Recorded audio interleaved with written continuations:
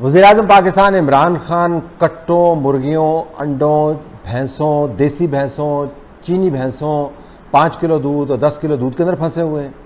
और पाकिस्तान के army chief general Qamar Javed Bajwa CIA के डायरेक्टर के साथ बातचीत करते हैं। जिस मुल्क के साथ चाहो जो सौदा कर दो, जिस मुल्क के साथ चाहो जो वादा कर दो, क्या फर्क पड़ता है? इनको बताने की क्या जरूरत है? ये तो नालायक हैं, ये तो अनपढ़ है। इनको अंधेरे में ही रहने दो। हमें न्यूयॉर्क टाइम्स से ये पता चल रहा है कि चंद दिन पहले CIA के चीफ पाकिस्तान का दौरा करके भी जा चुके हैं और उसने पाकिस्तान में भूचाल पैदा कर दिया। अब पाकिस्तान जो है उसको बड़े मुश्किल का सामना है। हमारे पास पत्ते खेलने को बहुत कम है और ऐन मुमकिन है, और ये तीसरा इंप्रेशन है कि अंदर खाने मामला तय हो जाएं और बाद में 2 साल के बाद, 4 साल के बाद, 6 साल के बाद खबर सामने आए कि हमने क्या मामला तय किए जिसका कोई रिकॉर्ड भी मौजूद नहीं हो।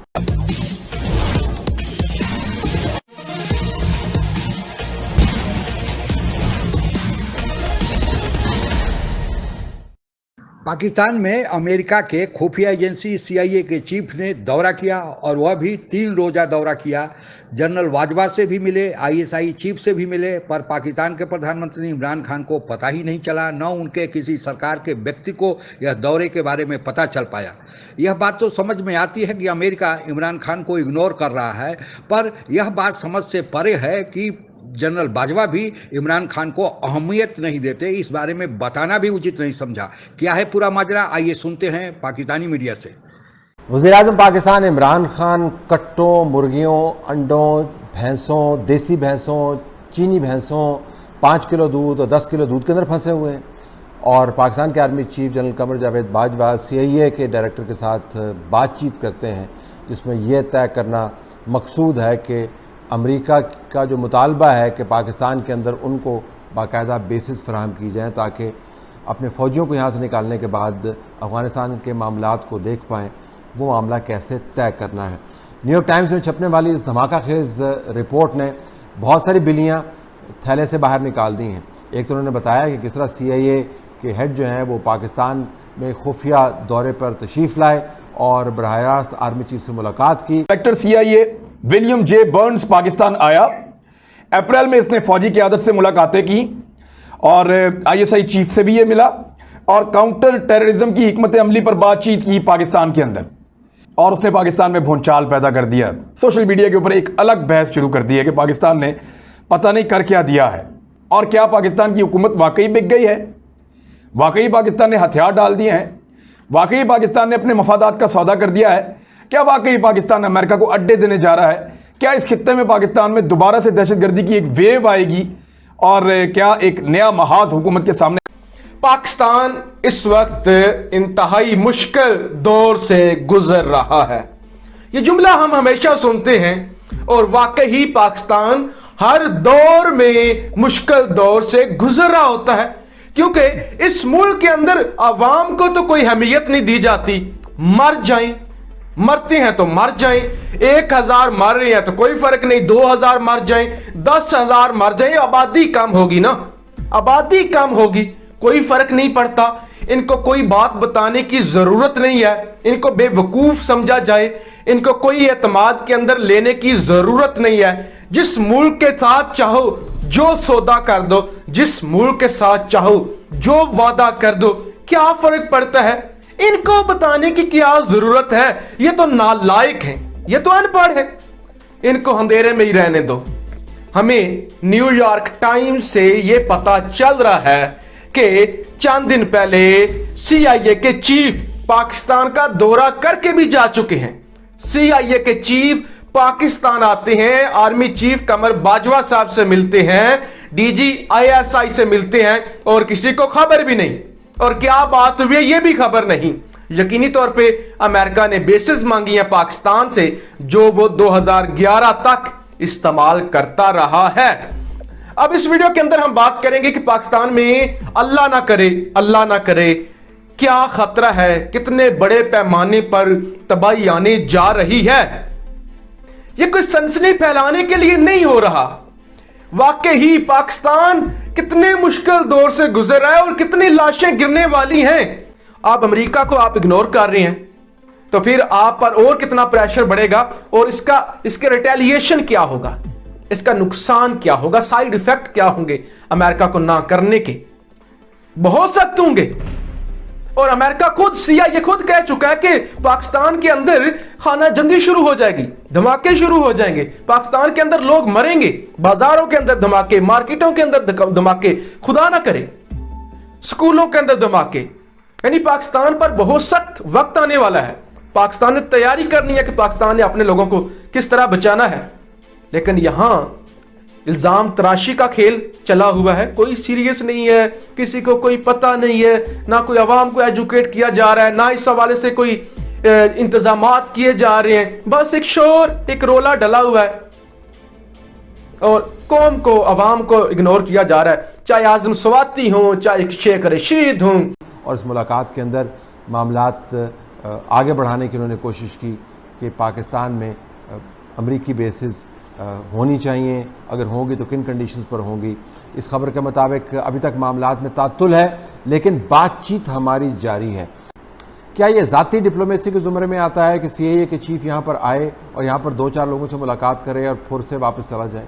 क्या वज़ीर-ए-आज़म पाकिस्तान और वज़ीर दिफा को और वज़ीर ख़ारजा को इन मामलात पर कौम को एतमाद में नहीं रहना चाहिए? क्या ये ज़रूरी है कि न्यूयॉर्क टाइम्स के अंदर ये खबर छपे और उसके बाद हम उसका रद्द-ए-अमल दें और आप जलसों के अंदाज में खड़े होकर एक बयान दे देते हैं? हालत ये आ गई है कि अफ़गानिस्तान का नेशनल सिक्योरिटी एडवाइज़र जो है वो पाकिस्तान के लिए गलीज़ तरीन ज़ुबान इस्तेमाल करता है और शाह महमूद कुरैशी साहब जलसे के अंदर खड़े होकर उसका जवाब दे रहे हैं। बदतरीन हालात के अंदर भी, पाकिस्तान के ऊपर बदतरीन इल्ज़ामात लगाने के बावजूद भी पाकिस्तान के बारे में इस किस्म की गलीज़ ज़ुबान पहले कभी इस्तेमाल नहीं हुई कि अमरीकी जिस बात पर तुल जाएं वो टलते नहीं हैं और अपनी बात मनवा के छोड़ते हैं। ये इंप्रेशन भी बड़ा गहरा है कि हम बहुत डेस्परेट हैं अमेरिका को खुश करने के लिए। और जिस तरीके से हमने IMF के मामले पर, FATF के मामले के ऊपर उनके साथ इंगेज किया हुआ है, हमारे पास पत्ते खेलने को बहुत कम है और ऐन मुमकिन है, और ये तीसरा इंप्रेशन है कि अंदर खाने मामला तय हो जाएं और बाद में 2 साल के बाद, 4 साल के बाद, 6 साल के बाद खबर सामने आए कि हमने क्या मामला तय किए जिसका कोई रिकॉर्ड भी मौजूद नहीं हो। अब पाकिस्तान जो है उसको बड़े मुश्किल का सामना है और ये भी सुनने में आ रहा है, और ये मैंने भी कुछ लोगों से बातें सुनी है इस हवाले से, फर्स्ट हैंड इंफॉर्मेशन, कुछ पाकिस्तानियों से भी और कुछ बाहर के लोगों से भी, कि जो हमारी लीडरशिप है यहाँ पे वो समझती है कि ये जो इम्प्रेशन चला गया है यूरोप को और इंग्लैंड को और अमेरिका को कि पाकिस्तान बहुत ज्यादा प्रो चाइना है, ये इम्प्रेशन नहीं रहना चाहिए, क्योंकि हमारी ट्रेड बहुत ज्यादा इस वक्त यूरोप के साथ है, हमारा उठना बैठना, हमारा इंफ्रास्ट्रक्चर, बहुत सारी चीजें हमारी यूरोप के साथ कनेक्ट है। तो चाइना के साथ अभी वो चीजें डेवलप नहीं हुई, क्योंकि नॉर्मली जो माजी में हमने मिलिट्री बेसिस दी वहां पे हमारा कंट्रोल नहीं होता था और अमेरिकन खुद हर चीज वहां पे हैंडल करते थे, बिकॉज के अमेरिका समझता है कि अगर हम पाकिस्तान के साथ किसी किस्म की इंफॉर्मेशन शेयर करेंगे, एक्सेस देंगे, तो वो टेक्नोलॉजी जो है वो ले सकता है। सो अगर आपको याद हो कि जब उसामा बिन पे हमला किया था तो इनका एक स्टेल्थ हेलीकॉप्टर गिर गया था एबटाबाद में, तो उसको भी अमेरिका ने पाकिस्तान के ऊपर इल्जाम लगाया था कि वो जो हेलीकॉप्टर, हालांकि उन्होंने हमारी सॉवरेनिटी की वायलेशन की और हमने उनको हेलीकॉप्टर भी वापस कर दिया, और अमेरिका ने हम पे इल्जाम लगाया था कि आपने ये जो हेलीकॉप्टर है ये चाइनीज के साथ इसको एक्सचेंज किया है, शेयर किया है, और रिलेशनशिप अमेरिका के साथ इतना भी नहीं स्ट्रांग नहीं रहा कि वो हमें बताते कि हम इस काम के लिए आ रहे हैं। तो that was a little obviously an embarrassment for a country overnight जो हमारे साथ। क्वेश्चन, जो प्रेसिंग क्वेश्चन है, क्या पाकिस्तान अमेरिका को अड्डे देगा या कोई एक आधा अड्डा देगा? सुनने में आ रहा है बलोचिस्तान में एक आधी कोई नई बेस बन रही है, तो शायद वो पाकिस्तान जो है वो अमेरिका को दे। शाह महमूद कुरैशी साहब हैं, आई पर्सनली फाइंड हिम कि ये थोड़े से अनप्रेडिक्टेबल हुए हैं आजकल, और उनके अनप्रेडिक्टेबल होने की वजह यह है कि शायद वो समझते हैं कि उनको जो मेन स्ट्रीम जो पॉलिटिकल डायलॉग है, जो डिप्लोमेसी का, या जो इस वक्त भारत के साथ बैक चैनल चल रहा है, उसमें वो he is not part of the plan. अभी हमारे से जो बात तो कर रहा है लेकिन हमारे साथ सही मुंह से बात नहीं कर रहा, क्योंकि ना उनकी लीडरशिप पाकिस्तान आ रही है, ना वो हमारे साथ कोई नरम रवैया रख रहे हैं। आज की परिचर्चा से जो एक बात मुख्य रूप से स्पष्ट उभर कर सामने आई है वह यह है कि पाकिस्तान में सेना ही वहाँ की सर्वे सर्वा है।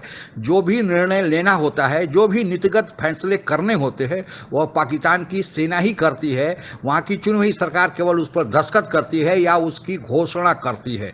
चुनी हुई सरकार चाहे जिसकी भी हो, वहाँ सेना का ही चलता है। चुनी हुई सरकार का कोई उतना अहमियत नहीं होता है। पिछली चुनी हुई सरकारों का तो कुछ अहमियत था भी, वे कई मामलों में सेना का विरोध भी करते थे, लेकिन अब जो इमरान खान की सरकार अभी सत्ता में बैठी हुई है, उनका अब कोई अहमियत नहीं रह गया है। और इसका कारण यह है कि इमरान खान खुद अपने बल पर चुनाव नहीं जीत पाए थे। सेना ने चुनाव में बड़े पैमाने पर धांधली करके इनको चुनाव में जितवाया था, लेकिन जितनी संख्या में सरकार बनाने के लिए MNA यानी मेंबर ऑफ नेशनल असेंबली, जिसे भारत में मेंबर ऑफ पार्लियामेंट या MP कहा जाता है, उतना इमरान खान के पार्टी PTI से नहीं जीत पाए। फिर वहाँ की सेना ने जोड़ तोड़ किया, दूसरे दल के जीते हुए MNA को तोड़ा और इमरान खान की सरकार किसी तरह बैठा दिया और इमरान खान को प्रधानमंत्री बनवाया।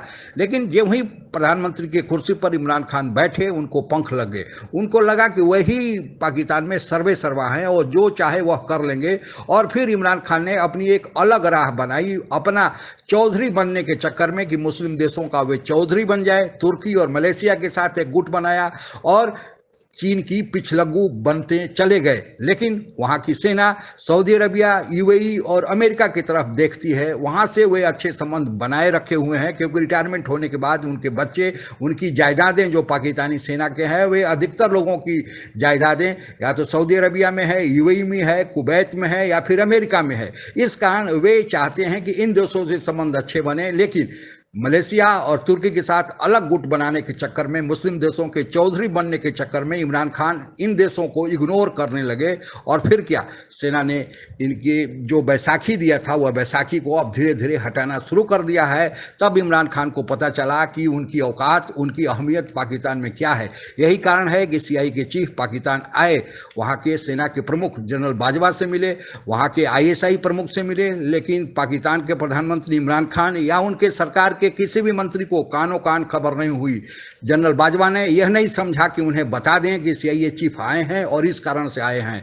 जो भी निर्णय जनरल बाजवा लेंगे, जो सेना लेगी, उन्हें मानना ही पड़ेगा। लेकिन चूंकि इमरान खान सरकार और जनरल बाजवा के बीच दूरियां बढ़ रही है, इसलिए अब इमरान खान ने अलग पोस्टर लिया है कि वह अब अड्डा नहीं देंगे। लेकिन हकीकत में यह है कि अड्डा बन चुका है और अमेरिकनों को पाकिस्तान में अड्डा बलूचिस्तान प्रांत में उपलब्ध करा दिया गया है। इमरान खान जो भी करना है कहते चले, वह उनकी कोई सुनने वाला पाकिस्तान में है नहीं। पाकिस्तान में लोकतंत्र को अभी फलने फूलने में, यानी कि वहाँ पर चुनी हुई सरकार की प्रमुखता रहे, इसमें बहुत समय लगेगा।